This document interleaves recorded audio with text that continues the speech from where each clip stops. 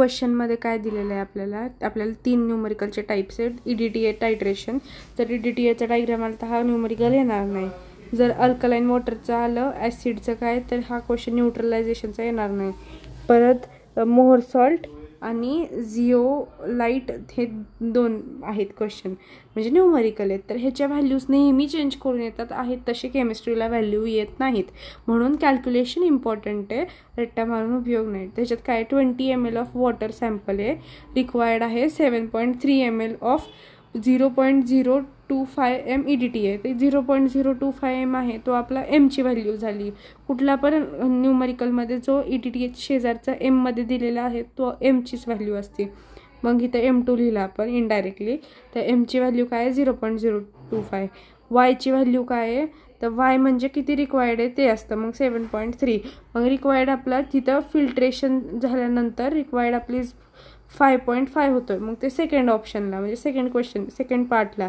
मग वाय 7.3 झाला, नंतर व्ही किती आहे आपला, तर 20 आहे. मग कॅल्क्युलेशनसाठी टोटल हार्डनेसचा फॉर्म्युला त्यांनी विचारले काय काय, तर टोटल आणि टेम्पररी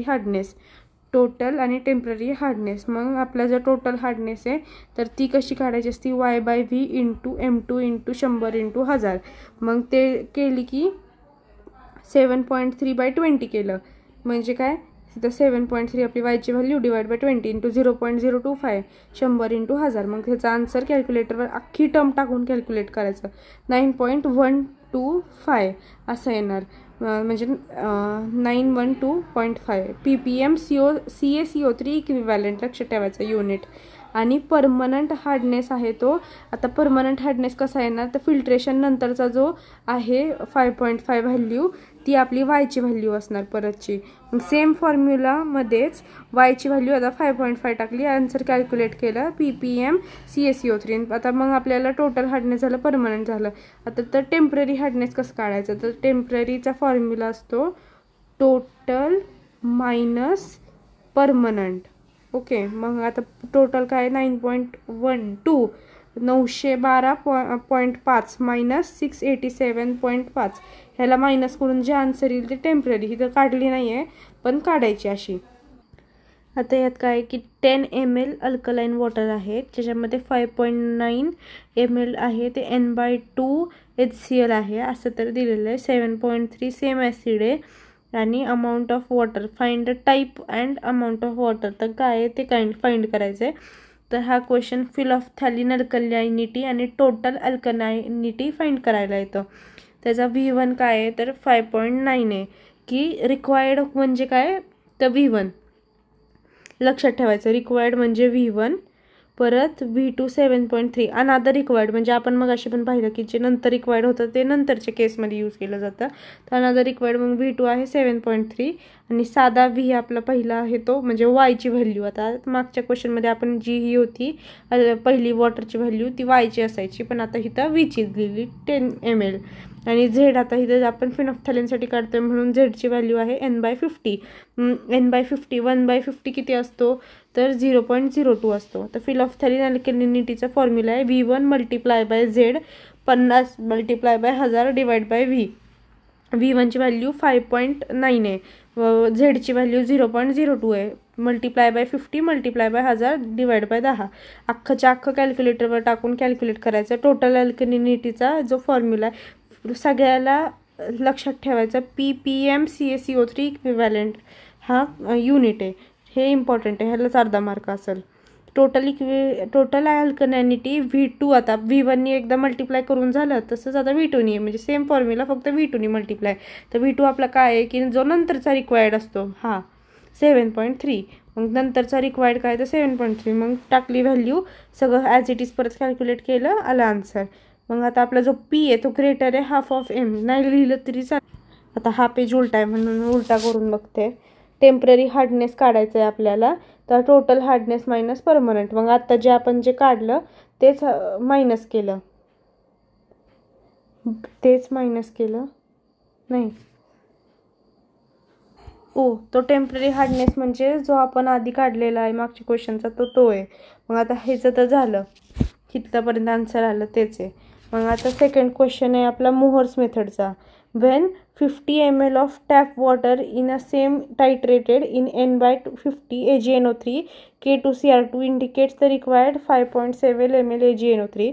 तर आता हे मोर्स मेथड असं नाव लिहिलं असेल ना तेव्हा सुरू करायचं क्वेश्चनला. गिवन काय आहे, व्ही किती आहे आपला तर 50 ml आहे. मग लिहिली volume of AgNO3 required for titration. तर बॅक टायट्रेशनसाठी किती रिक्वायर्ड आहे तर 5.7 आहे. एक्स किती आहे आपला तर 0.9 आहे. इथं आपला एक्स दिलेला 0.9 कुठं तर रिक्वायर्ड टायट्रेशन जो आपला एक्स म्हणजे सेकंड व्हॅल्यू. मग फॉर्म्युला काय तर वाय मायनस एक्स का केला तर इथं आपल्याला कुठलं झालं आहे मेथड ते नाही लिहिली. जसं की मग कसं की नंतर मेथड नंतर रिक्वायर्ड आपला जो डेटा आहे तो दिलेला असायचा, पण इथं तसं नाही दिलं म्हणून 5.7 मायनस 0.9 आला 4.8. आणि एकच formula strength of CL nitration ती किती आहे तर Z/N मल्टिप्लाय बाय 35.5 × 1000. मग आता हे फक्त लक्षात ठेवायचं किती व्हॅल्यू. मागच्या क्वेश्चनमध्ये 50 × 1000 होतं 100, मग त्याच्या आधी 100 × 1000 होतं ते लक्षात ठेवायचं. मग झेडची value 4.8 multiply by 0.02 multiply by 35.5 दिलेलीच व्हॅल्यू असती. कॅल्क्युलेट केलं डिवाइड बाय व्ही आपली 50 आहे, कॅल्क्युलेट केलं 68 आन्सर आला. mg लिटर और PPM म्हणजे आधीचाच युनिट आहे, सो PPM CaCO3 लिहिलं तरी चालेल. आता लास्ट क्वेश्चन आहे ह्याचा तर जिओलाइट. आता पहिला क्वेश्चन काय पाहिला तर hardness of water, second question alkalinity, third question more salt, आता फोर्थ आहे जिओलाइट. तर आता जिओलाइटचं जेव्हा क्वेश्चन असेल तेव्हा ते हे करायचं अमाऊंट काय विचारलं असतं ह्याच्यामध्ये काय हार्डनेस ऑफ वॉटरच विचारलेला असतो. Amount of NaCl in mg किती आहे तर 9 m/लिटर multiply by litre of NaCl × 1000. मग ह्या फॉर्म्युला आहे अमाऊंट ऑफ NaCl एका mgमध्ये कॅल्क्युलेट करायचा. तर 9 m/लिटर म्हणजे किती तर 100 झाले. इथं दिलं आहे बाय 100 लिटर म्हणून 100 मल्टिप्लाय बाय 150. तर 150 कसे झाले तर इथं 15% होतं. मग 15% असतं की आपण कसं लिहितो 100च्या टेन्समध्ये, म्हणून 150 मल्टिप्लाय बाय 1000 आलं 15.10⁶ आन्सर. आता amount of NaCl in second question काय AsCaCO3 इथं दिलेलं आहे calculate quality of hardness in soften of bed. मग अमाऊंट इंटू अमाऊंट म्हणजे ही आलेली अमाऊंट आहे 15.10⁶ into 50 divide by 58.8 as it is. परत कॅल्क्युलेट केलं तर हे येतं आन्सर 12.82 × 10⁶. ॲज इट इज कॅल्क्युलेटरवर करायचं काय हे 10⁻⁴ किती 5 2 आहे सगळं देतं ते. लिटर्स ऑफ वॉटर म्हणजे काय amount of NaCl divide by hardness. म्हणजे आता हार्डनेस किती आहे आपला अमाऊंट ऑफ NaCl 12.82 ती डिवाइड बाय आपला हार्डनेस ऑफ वॉटर ती किती आहे तर 500 इथं दिलेलं आहे 500 PPM CaCO3 इक्विव्हॅलेंट. सो ह्याला डिवाइड केलं मग ह्याचं लिटर ऑफ वॉटर आन्सर आलं. तर एवढे न्यूमरिकल 4 IMP आहे. त्याचे फॉर्म्युले किती मल्टिप्लाय केलं किती व्हॅल्यूज घेतल्या ते फक्त लक्षात ठेवायचं आहे.